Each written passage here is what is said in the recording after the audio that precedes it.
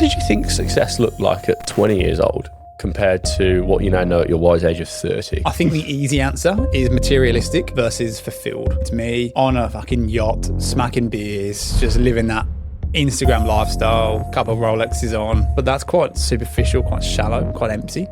Brooke, when she came on the pod a few weeks ago, I loved what she said. She said, rich is loud, wealth is quiet. Yeah, no. It stuck with me. I think success isn't just like, okay, you are now successful. I think it's a journey. Because say Harwell went tits up and we always say that we'd buy a couple of utes and a couple of lawnmowers and be the best landscape gardeners on the Gold Coast. Yeah. But on day one of that journey, we wouldn't be successful gardeners. Yet. We all believe it, but in the pool of all the other gardeners on the Gold Coast that had been doing it for 5, 10, 15 years, we'd be bottom of the pile. My belief there would be, we are, just time hasn't caught up. My controversial topic, mate, is you are more likely to be successful if you've had childhood trauma. Right.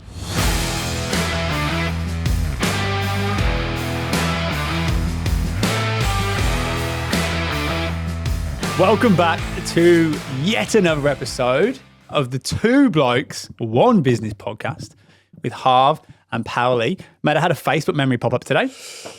We were promoting our new podcast 1 year ago today. Wow. Yep. Follow us on TikTok. Don't even fucking have TikTok. How good's that? That's really good, mate. Time flies when you're having fun and talking rubbish. Absolute crumpet. Absolute crumpet. Mate, that's really exciting and well done to us for that. The listeners won't have actually just, well, maybe Cons is going to get the video clipped up and we can put it as a bit of a blooper. But what just happened, mate, for the guys that are only just listening now? I came steaming in, energy was high, intro, absolutely nailed it. And then we fucking haven't turned the thing on. Oh, Ad's just like, he nailed it. Great intro. And I just looked down and I was like, oh, that record button's still green. It normally goes red when it's recorded. A year in, like, you'd think we'd have this sorted by now. Yeah, well, to be fair, Rosie was meant to set up the pod room, but we had to finish it off, put the lights in. So that's what you would say if one of our values wasn't ownership. Yeah, exactly. So that's why we took full ownership and set the rest of ourselves. And fucked it. Yeah. Mate, what's been happening in the world, your world, my world, the world?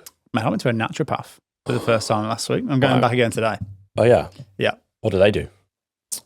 What do they do? Very acupuncture heavy, kind of very Chinese medicine-y. I've got a little concoction of drops to put in morning and night as well. Like an emotional release one. Wow. Which is really cool. So Mads went and all of her friends have been. They all absolutely rave about her. So I'll give a little shout out to Holly Mayo down in Currumbin. Yeah. Very cool. Very good. Code Pally10 or T-Bob 10? Code Pally10 for the big needles. Yeah. Good experience because you're getting very spiritual, mate. You're you like going down this woo-woo path. I think it started when we first met Jess Cameron, actually. Yeah, with the gene keys. Yeah. Yes, it did. And then she just got us nailed to a T, didn't she? With the star signs. Yeah. And stuff. It was mad. We were having this catch up with her, and she was like, "Oh, just send me like your birth date, the place you were born, and all that." I was a bit weird. And then we turn up on the day, and she's like got these gene keys things to read to us. And I'm a bit skeptical of star signs. Like, you know, on Instagram, you get the star sign thing, and it's like, oh, if you're a Sagittarius today, you might feel this, this, and this. And I'm like, anyone in any stage of their life could go, oh yeah, that relates. These gene keys, it was like a 9-page document, wasn't it? And it was like to the T, but they were so far apart from each other, what mine was from what yours was. Like, if it wasn't right, like you couldn't be just in the middle somewhere and kind of go, yeah, that applies to me. Like, it was so like polar opposite that like Ads was all about kind of like partnership and almost like being the football agent, whereas mine was all about like being the coach and the team coming along the journey, which weirdly are our roles within the Harwell. The fact that it said you are like an agent just blew my fucking brain. I love it. Yeah, because you always tell people when they say what you do, rather than saying I recruit construction, you just say I'm like a football agent for construction workers. Bang. Right. Yeah, really, really good. And then, but where do you stop then, mate? And I'm really going down this rabbit hole. Mads reckons I'm in my most tinfoil hat stage ever. Tinfoil hat? Yeah. Do you know Is that what they call it? You block all the radiation, the radioactive. That's why you wear tinfoil hat. That's what they say. Yeah. Listened to a Diver CEO pod yesterday, the one about aliens. Are you listening to that one? No. Fuck me, man. Oh, yeah. Is that the one where I go beep, pop, pop, pop, pop? Dude, just listen to it, mate. Like, and these guys are real credible people, right? They're on Diver CEO. Yeah.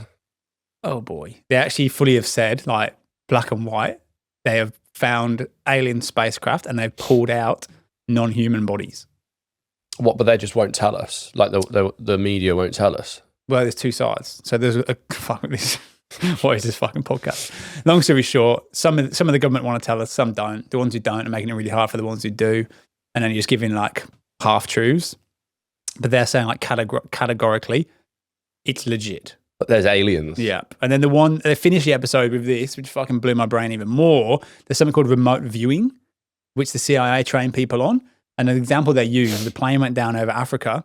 Pilot jumped out, no idea where the plane is, but they've got to recover it so China doesn't get the technology. Blah, blah, blah.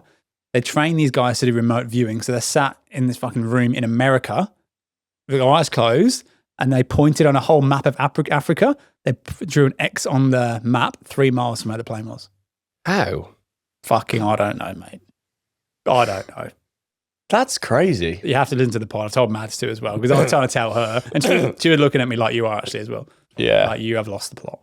Well, no, I'm the sort of person who I can get around this. Dude, like, it blew my brain. So now I'm like, where did it stop? Gene Keys is bang on. There's aliens kicking about. There's remote viewing you can do. Man. That is crazy. Diary of a CEO. What is it, like a recent episode? Literally, I think came out this week. Okay, cool. I'm on a couple of weeks by the time this comes out. I'm on the Scott Galloway one at the moment. Really the whole good. AI and what it's going to do. Have you listened to that one? Yeah. Yeah. His thoughts are really interesting, aren't they? That the whole AI is going to change the world and take out everyone's jobs, and Elon Musk talking of this future where no one needs to work anymore and the world's run by robots, he thinks is just one massive marketing ploy. Makes sense. It does make absolute sense, doesn't it? Because when you actually look at the data, this is what fascinated me. Everyone's saying it's going to take coders out of the world because now AI codes. And he's like, but if you look at the jobs available like online for coders 2 years ago compared to where they are now, they've increased like nearly 100%. So he's just like, well, they're saying it's going to replace them, but the actual companies hiring for them would suggest quite the opposite. I think you still need to understand code, because if I'm looking at, like, Josh is really good at this, right? He goes, oh yeah, AI has gone down the wrong route, but because he understands what he's looking at with the code, he can identify that. Whereas I've got no idea. I'm just going, yeah, cheers, Claude. Let's keep kicking and ripping, brother. So yeah, but it's less the actual typing of the code. It's more managing it. Yes, which is, I think we spoke about recently, like AI being one of the most important skills to learn, and it's like it's not going to replace the job. It's like just the job will evolve. But I really liked that poddy with Scott Galloway and the way he talks, like, yes, AI will wipe some roles out, like lower level roles, but it's going to allow businesses to earn so much more money with the team or the overheads they have, that naturally those business owners are then going to go and reinvest that money into new business ideas or buying different assets and wealth, which then creates an extra need for people that manage those assets, that help them buy those assets. So he's like, it's actually only going to create this knock-on effect of people needing more. Fucking love you, AI. But that's not what we're talking about today. What's going on in your world, mate? I didn't even ask. Oh, yeah, thanks for asking. Harper turned 1. Congrats, Harps. Yeah, congrats, First of Harps. many. First of many. That's good. We went away to Kingscliff. We got a lovely little cabin right on the beachfront and just had a nice weekend as a family. We thought about doing a party, and when you look at it, parties are stressful. Yep. Get everyone to your house, or you're lugging all this shit to a park somewhere. And when you actually look at what you spend, it's the same as going away. And we just thought we just want to go away, be in our little family bubble. But yeah, it's like, one, she's now a toddler. She's been walking for a month. She walks everywhere, and we're done. Like, so it's like every stage they go through.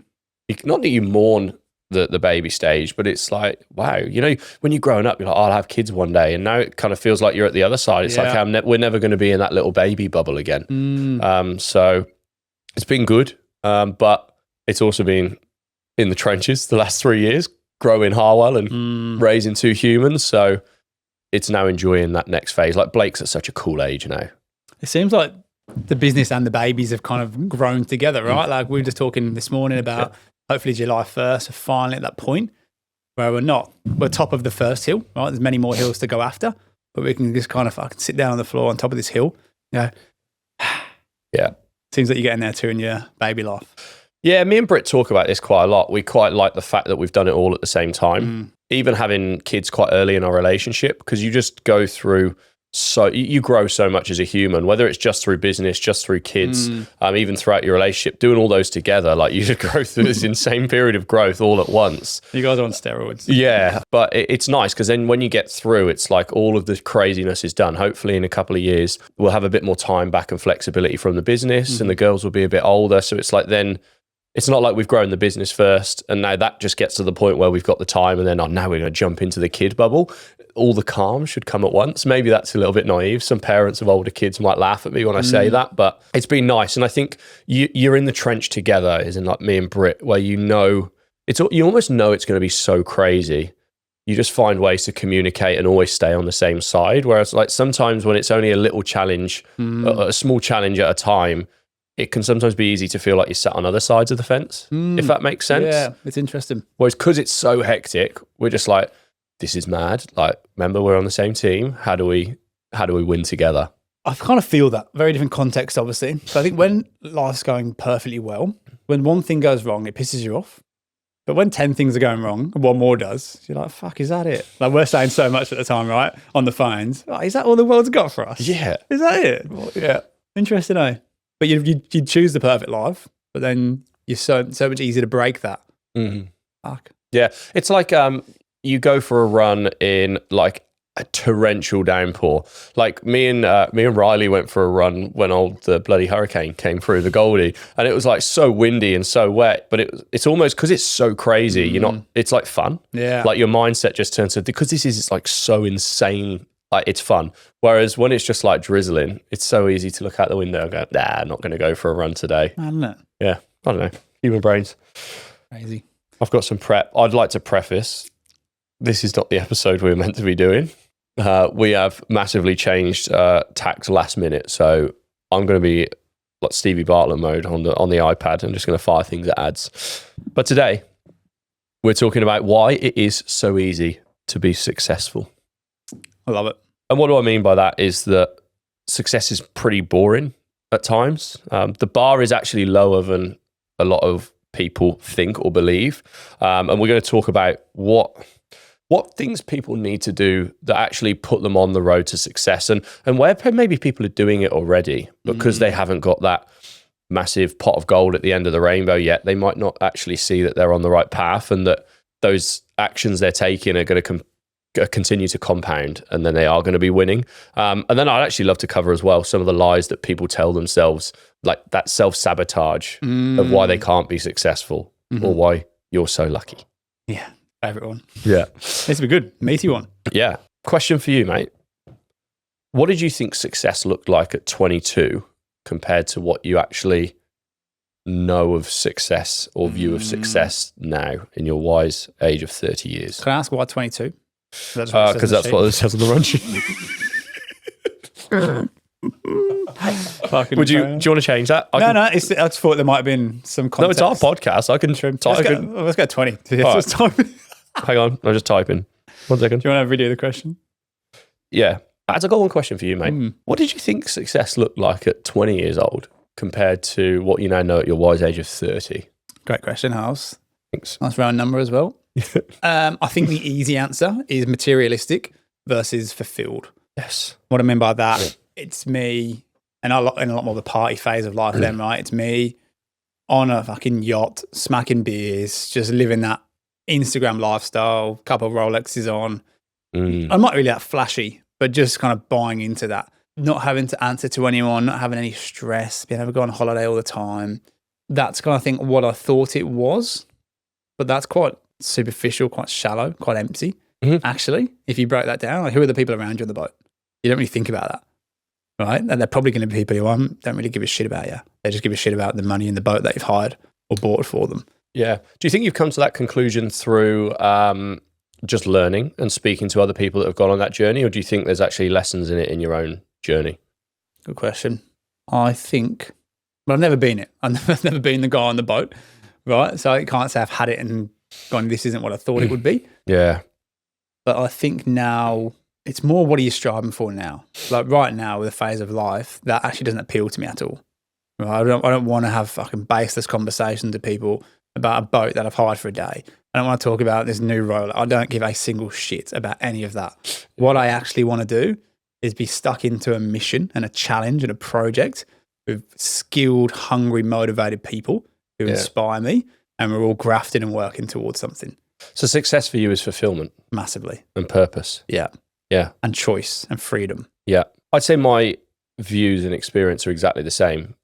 Brooke, when she came on the pod a few weeks ago, I loved what she said. She said, "Rich is loud, wealth is quiet." Yeah, nice. It stuck with me. I'm not flashy either. I'd say me and Britt like good things, or like expensive things of like, wow, so flashy, but more like good quality. Yeah. Whether that's food or furniture, but it's not Gucci couch or anything like that. I don't even know if they do Gucci couches.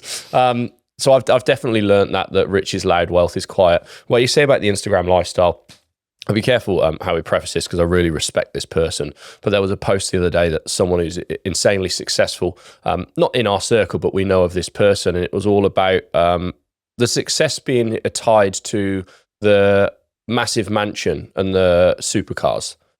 This massive post about why that was so important, and that was I got the feeling that was their measure of success for themselves. But in every single picture, they were stood on their own, and I'm just thinking, success, is it standing at the top of this mountain of a huge mansion and 3 or 4 supercars on your own with the expensive clothes and the Rolex and all that, or is success maybe still in a mansion but with your loved ones and people that are important around you? And that's, as soon as I saw it, I just went back to what Brooke said. Rich is loud, wealth is quiet. And again, like, people only show what people on Instagram, what they think people on Instagram want to see. So you might have that, right? Does that get as many followers and as many likes? No. Yeah. Might have been a marketing thing. Yeah, bang on. I think for me, though, I've just been thinking while you've been talking, it's just people around me. It's people who I trust, love, can rely on, and then vice versa for all of those 3 as well, with a mission, right? I think for me, it's forward momentum is what I really, really value.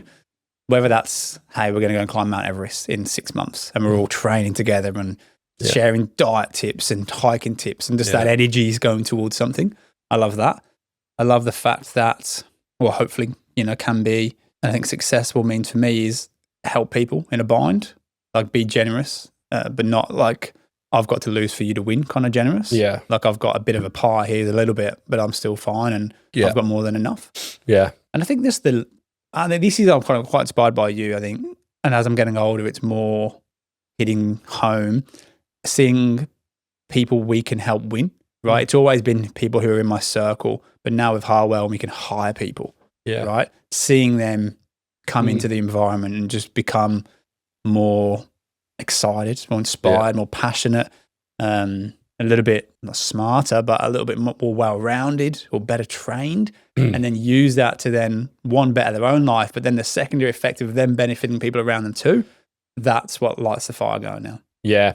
I go back to our purpose, obsessively unlocking human potential. I think we've actually found our calling. Like, we even sat down with a lady this morning doing an interview. She's been referred to us and is interested in working for Harwell, and just seeing her face light up with energy about how we talk about the business and the journey we've taken our staff on. Like, you were telling the story about how we've helped Danny become really successful in this new career, where he's backed us and trusted us, and he did great at the start, and then he had a massive dip, and now he's pushing back through because he just trusted it. And you got goosebumps sharing the story, not because that makes you rich, but because that's what our purpose is. And it's probably then back to, that's what success is for you. It's that fulfillment and purpose of taking someone along that journey and then seeing the knock-on effect of what that's going to do for him, his wife, his kids, and all of the above. Like, success for me right now, like, I think we're successful, right? Yeah.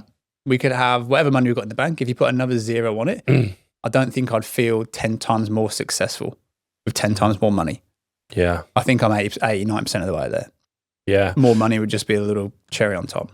Here's a good one for you. I think success is temporary. Okay. What do I mean by that? At 18, we were both very successful footballers.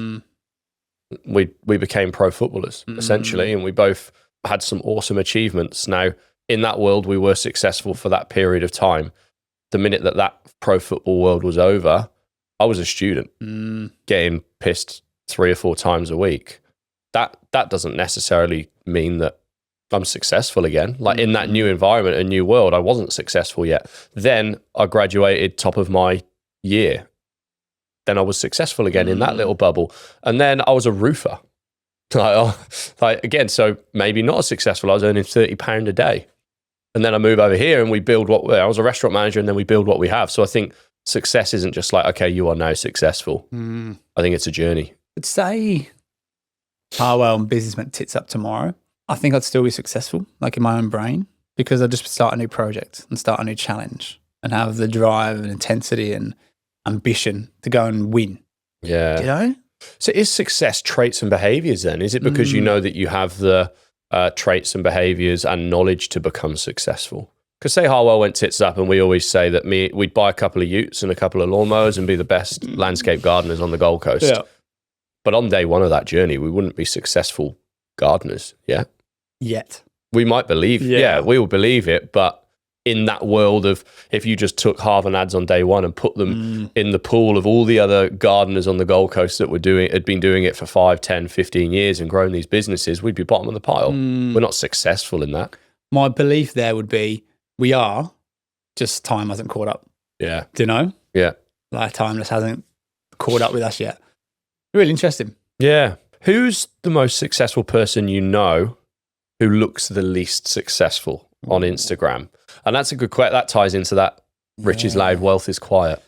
Can you answer that first? Well, I think you got one in your head. I haven't got one in my head. No, I have not. Oh, I know. Go on. I'm going to say the same person. John O'Bell. Nice. Yeah. What I mean by that, he's probably, for his age, one of the most successful people in this country. Came on the AFR the year before last. I think he came 6th. Mental. Which is incredible. He doesn't have Instagram. And we were at an event with him recently. It was a kind of a smart casual event. Guy walks in, polo shirt, shorts. You'd look at him and go, surfy dude. Yeah.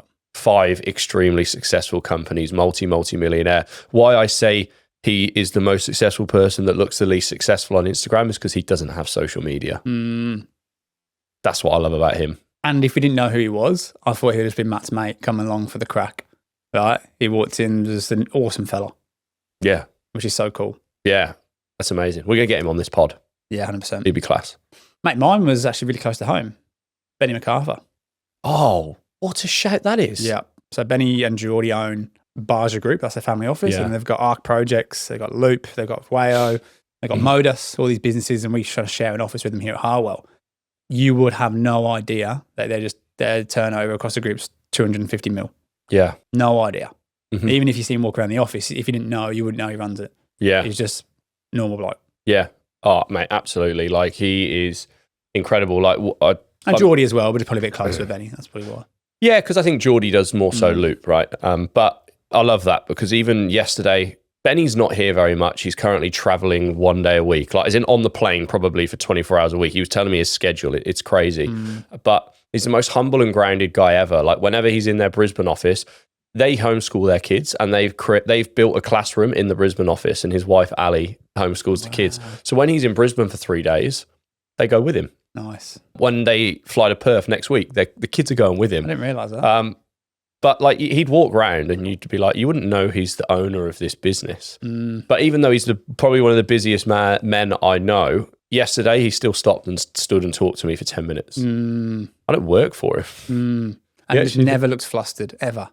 No. All right? Yeah. I think that he is successful massively. And as much as he's busy doing things he wants to do. Yeah. It's choice, isn't it? I think that's the big one. With Recruitment Agent Institute at the moment, one of our big things is helping people feel like they can break the kind of golden handcuff rule and just be able to create their own lifestyle and their own calendar effectively. On many levels, that's successful. If you can get up every single day and choose what you do, and I don't have to go to work to make this money, I choose to go to work to make this money. I think that's a great one. That's a really good question, though. No, thanks. That first part was meant to take 6 minutes, allegedly. How long did that take? 24. You know what the next bit says? All right, let's get into it. Oh, shit. Here we go. I'm strapped in. The first segment number 1, mate, is the myth of the hustle. What's the context? So like I want to unpack this because I think a lot of people look at business or entrepreneurship and go, yeah, that's awesome. I want that life. But maybe they underestimate the amount of work, hard work, grit and determination it takes to get there. Mm-hmm. Or historically, that's been the case anyway. I actually think it's changing at the moment. I think it's never been easier to start a one-man or a one-woman business. But let's unpack the hustle culture. And probably this is one of the lies that people tell themselves of the hustle culture in the corporate world and why climbing the ladder is the only option. Hey guys, thanks for tuning in to another episode of the Two Blokes One Business podcast. Now, apart from being world-class podcasters, we also run a recruitment agency called Harwell. If you're keen to learn a little bit more about what we do, then head over to our Instagram at Harwell Group and check us out. Back to the app. I don't really understand the context here. I'll give you my take on it without knowing that's the angle we want to go. It's very seasonal, I think. And I think you can't expect, it goes back to, you can't expect to be extraordinary by living an ordinary life, right? If you just want to do a 9 to 5, clock in, clock out, turn the phone off, 5 or 1 p.m., not think about work on the weekends. Yeah. That's awesome. Like, that's so good. That's quite an ordinary life. So you have ordinary results. Does that last forever? So you flip that, and you're always on 24/7. Yeah. Does that last forever? No. But do you need that level of intensity to kind of push through the noise, separate yourself a little bit, to then when you kind of, like, think of it as like a rocket ship, right? The start, you need that dirty fuel to get the thrust to go through the air. And then you reach orbit, we're just floating around in space. Yeah. But you can't get there unless you actually do that horrible, nasty, hard yak at the start. So do you think it's possible to build something and, from the external be successful without that initial part? Like, do you think you can do it just on like an 8 till 4, 9 till 5 cruisy mindset? It depends what we're talking about. I think if we talk about a one-man band who's in corporate now and they're going to go do it for themselves, 100% you can. Mm-hmm. High margin, high flexibility. Yeah. You're in your zone of genius, right? You absolutely can. I think to build a company, let's talk about 10, 12 people to build this. I think you've got to go through a bit of pain. Yeah. And you've got to hustle through the hard moments. Like when there's times where we go through growth stages and it's going to put strain on cash flow and you need to create more revenue, or the two people that know that if they just work more hours at more of an intensity, it puts money through the door is me and you. So when we go through that, it's like, all right, let's dig in even more. You're going to put money through the door. Hustle. It's not a badge of honor. Yeah. And I actually see it the opposite now, I think. I think because I've proved I can do it. Yeah. Now I actually see the people who seem to have that really successful life, but aren't living in their sympathetic nervous system. I think that's right around. And now are pretty relaxed. I see that as the real winners. Yeah. People they've just got things so set up. They've got systems, they've got processes, they've got a good team where they are managing the business. Yeah. I'm actually so envious of those people. And that's who I kind of aspire to be. Yeah. One of the biggest lies that people tell themselves is that they can't go and do it for themselves.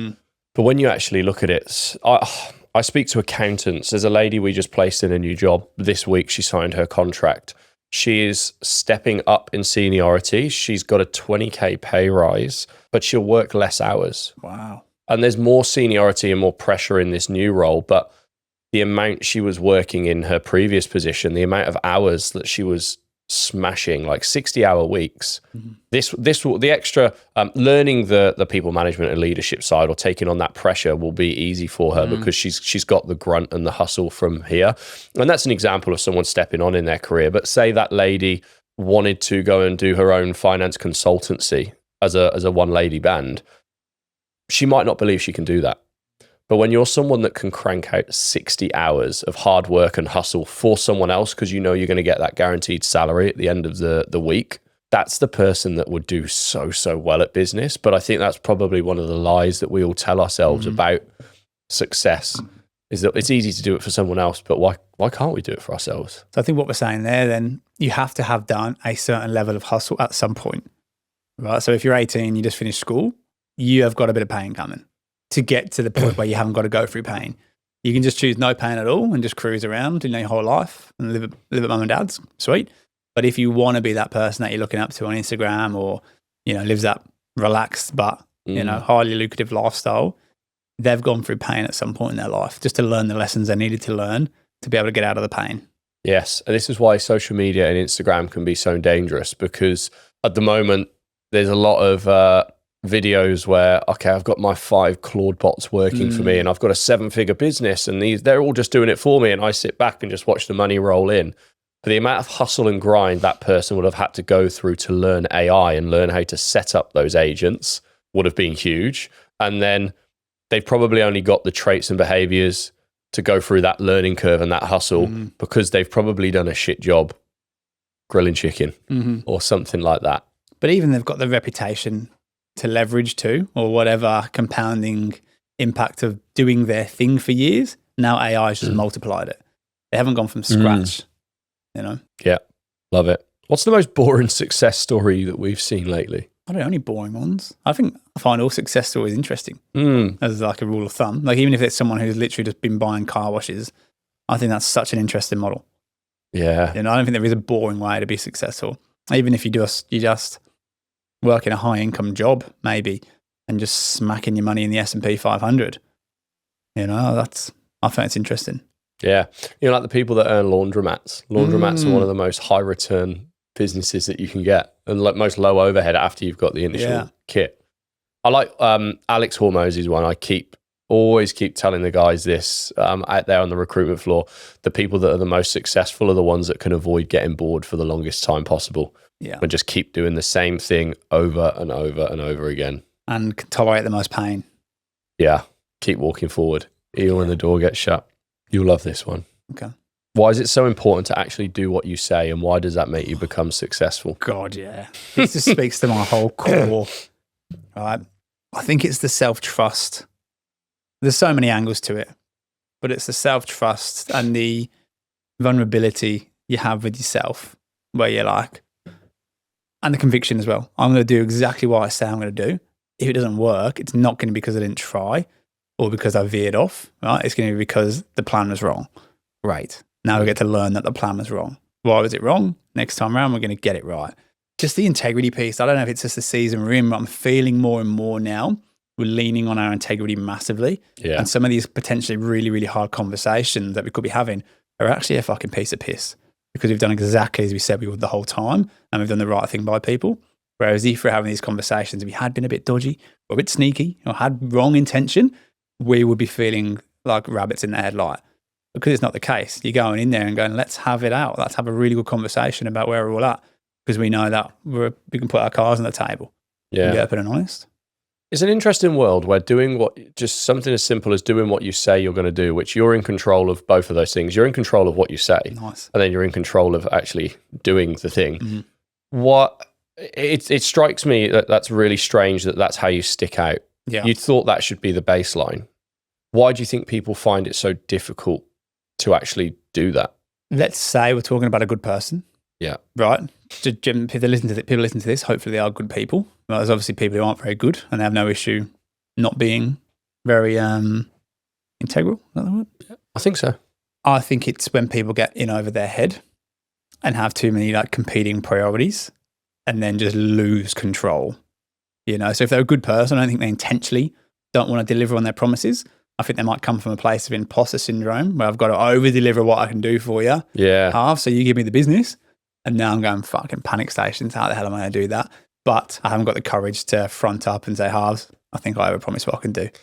Yeah, I was just thinking, I think it's imposter syndrome and fear. So similar to what you said in some senses, but also I think people are more likely to speak this identity they want to become. They want to become the entrepreneur or the person that takes full control. And it's really easy to say that, but then to actually follow it up with the actions over the period of time to become that person. When you have to start to go into that, it's uncomfortable at the start. So I think that's where maybe people get scared. Mm-hmm. I think we unpacked fear on a previous episode. It's just back to that self-belief. And that can be so many different things, like external factors, environment, what's led them up to that point of life where they're at now as well. And even if you talk energy-wise, right, if you get woo-woo with it as well, if you're just very black and white in terms of what you are, what you're going to do and what people expect from you, you then hopefully attract people who really enjoy people who operate that way as well. So then you get to deal with people who have similar levels of integrity too. Yeah. And then life's just good. Whereas I think if you're a little bit shifty, you're probably going to engage with people who are also a little bit shifty, which just makes life hard. Yeah. In a world where first impressions are so important, the over-promise and under-deliver will literally kill people. Yeah. Like, it's game over. What's the best habit that you've... Maybe it's before business or maybe it's since we've started Harwell. What's the number one habit that you've built that you still do today? You've done it for the entire time, maybe since you started recruitment or Harwell, that has led to you being successful? I've actually got it. Always dealing with issues and problems, either in person or on the phone. Never, ever behind an email, behind a text. If something's going not the way it was meant to be, bang, straight on the phone. Someone might call you and text you, bang, pick up the phone. Then they might not answer the text you, great, that's all good, give me a call. Yeah, sweet, we'll just start on the phone. Because there's so many, again, depending on the person you're speaking to, let's hope we're speaking to good people. At the same time, there's so many different ways to interpret a text and an email. There's so many different tone of voices people can pick up from an email. Whereas if you're on the phone and you're getting that human connection and they're picking up the energy that you're putting across and the way you're saying the words and how you're framing it, that's the only way you're actually going to get, one, the outcome that hopefully both sides want, the win-win. But two, be truly happy with it as well and know that's exactly the case and there's not some ulterior motive or hidden agenda as well. And I think, again, it comes back to the integrity piece, right? The reason I'm so happy to pick up the phone and call you is because I've got nothing to hide. Yeah. What's yours? Obsession. With what? The thing I'm doing. Like being the best. Like if you turn it about what makes you successful, whatever you're going to apply yourself to, absolutely obsess over trying to become the best in the world at that thing. Slightly different to yours. Yours may be an action. Mine's maybe a mindset, which is interesting in itself. Brit rolls her eyes every time I pick up a new hobby, whether that's 2 years ago when I bought the electric drum kit. At the moment, I'm talking about buying a bass guitar. Recently, I've started playing, in the last, maybe up to a year ago now, I started playing golf again. Why does she roll her eyes? Because she knows that I'm going to absolutely obsess over being the next Tiger Woods, over the next bloody Travis Barker, whatever it might be. But I just know that if you obsess over being the best at that thing, you're going to land ahead of most of the pack. And then you'll get better at it. So you're going to enjoy it, which means you'll do more of it. So then you'll probably get better again. Yeah. And I've also now learned that when I struggle to stay obsessed with becoming the best at one thing, it means I don't want to do it that much. So like with the drums, I'm still not very good at drums because I picked up something else in golf that I was obsessed with being better at, because I enjoyed it more or whatever. But people that are trying to do something and it's just such an effort, when we talk about trying to be successful, it's probably because they actually don't like doing it that much. And it's really hard to become successful or good at something if you just don't enjoy it enough. And I think that goes back to the point then of what business should I start or what makes the most money? The money is the byproduct of doing a really, really good job. Doing a really, really good job is a byproduct of investing so heavily into the thing that you're doing and being obsessed with being so good at it that you can deliver a really good service. And then the money comes after that, where what you're saying there, let's talk about painting houses. There's good money in painting houses. Fucking hell, that's a lot of houses to paint. Like the money's good, but I hate it. So what are you then? Are you rich or are you wealthy? Yeah. You might be rich because you might have a lot of money. You're not wealthy because you hate what you do every day. Yeah. Whereas if you flip that mindset of I'm obsessed with becoming the best house painter in the world, because when the family whose house I've just painted come back up to their house and they see it transformed in an incredible way, that feeling where the kids are happy, they're happy, that lights me up so much, and that's my driver. The money's just a byproduct, because if I obsess over giving people that feeling and experience, they're going to refer me to their friends and go, Harv's the best house painter in the world. So then the money comes because you get more referrals. It's easy to say, isn't it?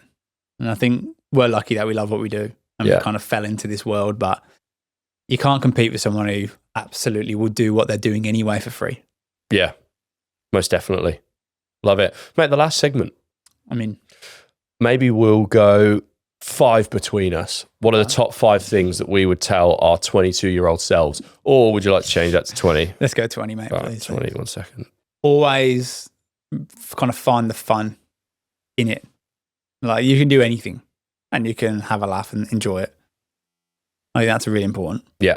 My first one would be learn to back yourself as quickly as possible in everything. If we're talking about becoming successful and wealthy, both financially but also purposeful, my belief is you can probably only do that doing something for yourself. My second one is play the long game 100%. Like the compounding impact of just sticking it out, doing the same thing or, increasing whatever you're doing over time and letting relationships really compound too. That's how you get to where the people you look up to, that's where they are. They're not just chopping and changing every single year. So there's an argument that, yes, skill acquisition, trying different things and building up all these repertoires of skills is important too. But you then need time for those skills to develop individually as well. So if you just want to mix and match all the time and chase the silver bullet, I guess silver would be shiny. The shiny silver bullet, you're going to lose out to someone who just sticks in their lane and just grows and grows and grinds. Yep. Number 4, don't let ego get in the way of you. And what do I mean by that? Ego in the sense of just being a knob, but also ego in the sense of knowing when to pivot. I'm thinking to some of the people we're helping at the moment have built a 10-year career in a thing. And the normal thing to do and the easy thing to do, but I'm too far into this now, I've just got to see it through, was actually having the courage to swallow it and take the ego knock and go, I'm going to go and start something new and pivot. They can actually unlock more success because it forces them to look up rather than down, and they can actually realize that the skills or whatever they've done over those years that they've acquired might actually be far more valuable channeling those things into something new. The fifth one, and let's just talk about this one, right? So we're bought in, and we all hear it all the time, but I think it comes back to like never stop learning, always be a student. I think the mindset shift, let alone the actual. You sweet? Just drop water all over myself. Yeah, there's two things. What you learn obviously helps you and that moves you forward. But just when you open your brain to go, what can I pick up today? Whatever environment I'm in. If I'm painting houses again, what's the guy next door doing? How's he painting his house? Oh, he's got this different type of brush. Great. I'm curious. I'm inquisitive. I want to learn. I want to get better. Yeah. You'll never be bored with that because you'll know it's an infinite game and the world just gets bigger the more you learn. I think that's so important because that can apply across every area of life. If you're curious, inquisitive in career, you're always going to get better. If you're curious and inquisitive in the dating world, you're probably going to get more luck. Wow. Even once you've found that partner and you're more curious and constantly inquisitive with your partner, like the depth of which you know them is just always going to compound. Friendships, everything. Even at the barbecue where you know no one, if you're just naturally curious and someone says they do something, oh, what's that? What does that mean? Tell me more. Yeah. That then unlocks the knowledge that you can use in some other area of your life. Or the relationship. Yeah. I love it. I think those are 5 really good ones. Yeah. Can't remember what they were, but. I actually can't. No. Controversial topics, mate. I know you've got one sorted, so you go first. Fuck, sorry, mate. You tired? Fuck, I keep yawning, eh? It's mad because my O-ring says I had a good sleep score. So now I'm getting catfished by my O-ring. You're getting catfished. You just stitch me up as well with that. Huh? You saying I've got a controversial. Yeah, you said you've got yours ready. Fuck, did I? I will fucking have one though. You probably know exactly what it's going to be. No. I'm not paying you even though you've done exactly what you said you would and I'm really happy with what you've done. But I'm still not going to pay you. I'm still going to take the piss. Fuck me. Yeah, we're getting this at the moment a lot, aren't we? Yeah. What do you think it is? Do you think people just think we're fucking soft? I think so, mate. Yeah, I think if they're up against a big, heavy-hitting corporate company who've got lawyers on tap and all the other stuff, I think they are a bit more scary than us. Yeah, which is strange because we actually probably need the money a lot more than the big corporates, so we will do a lot more to go and get it. Yeah, exactly. I don't know what. Do you think some people just try it on as well? Well, my world in construction, right? I actually had a client say this to me in a really good way, right? Just to help understand. Is unfortunately for you in recruitment, if I don't pay your bill, nothing happens. I still keep building my project. If I don't pay the concrete subby, I don't have any concrete to pour. I'm fucked. So in terms of priority, unfortunately, we're going to step down the pecking order a little bit. Is that right? No. but it's good to kind of understand. And taking full ownership, we've just got to find better ways to get around that. And work with better people, right? Yeah, exactly. Britt said it a few times when we're like chasing like 6 figures. Why don't you just tell the guys to stop going to work? I'm like, because unfortunately that guy's got a mortgage or rent and kids and needs to go to work to earn his money. And after he's on that site, if he likes it, he probably doesn't care too much. Not doesn't care about us. But cares about himself more. Cares about himself more. Which, fair enough. Yeah. Right. Yeah. No, good stuff. That's a good one. It's not that controversial, actually. It's fucking pretty obvious, but... yeah, I think you just wanted to get that one off your chest, didn't you? Yeah. My controversial topic, mate, is you are more likely to be successful if you've had childhood trauma. Oh, God. Why? I think depending what the childhood trauma is, I think...